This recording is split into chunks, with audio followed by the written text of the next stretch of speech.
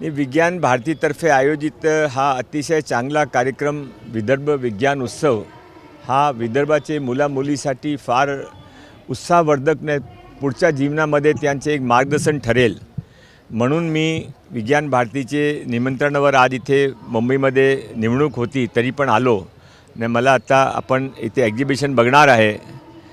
1200पेक्षा जास्त विद्यार्थीने हा एक्झिबिशनमध्ये भाग घेतला आणि त्यामध्ये जे फर्स्ट सेकंड आला त्याने आपण आज इथे पुरस्कार करून फायनल प्राइज डिस्ट्रीब्युशन उद्या होणार आहे।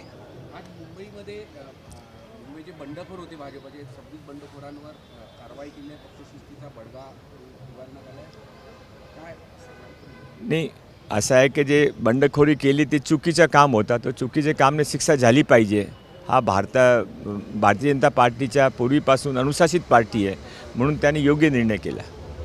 मुंबईला बॉम्बे करायचा आहे असा महायुतीचा प्रयत्न डाव असल्याचा आरोप उद्धव ठाकरे यांनी नाही ते प्रत्येक निवडणुकीमध्ये असा काही आरोप करताना आरोप कधी फक्त आरोपच राहता आणि फक्त पब्लिसिटीसाठी राहता, त्यापेक्षा जास्त काही नाही। राजाने उद्धव ठाकरेंच्या मुलाखतीचा दुसरा पार्ट आलेला आहे। हे दुसरा पार्ट होऊ द्या, तिसरा पार्ट होऊ द्या, पण लोकांच्या पार्ट ते लोकांना भाजपा महायुतीने यावेळी महापौर मुंबईमध्ये निवडून द्यायची आहे। लोढा साहेब, ते दुसऱ्या पार्टमध्ये त्यांनी आरोप केला आहे की मुंबई भाजपनं अदानीला विकायला काढली, अशा पद्धतीचा गंभीर आरोप पण आहे। असं आहे की ते धारावीचे जे रिडेव्हलपमेंट आहे ते धारावी लोकांना तसंही ठेवायचा का?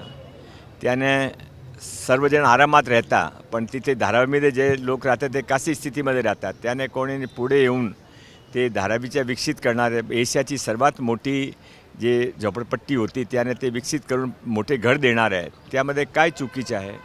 कोणी आले त्यांचं स्वागत आहे।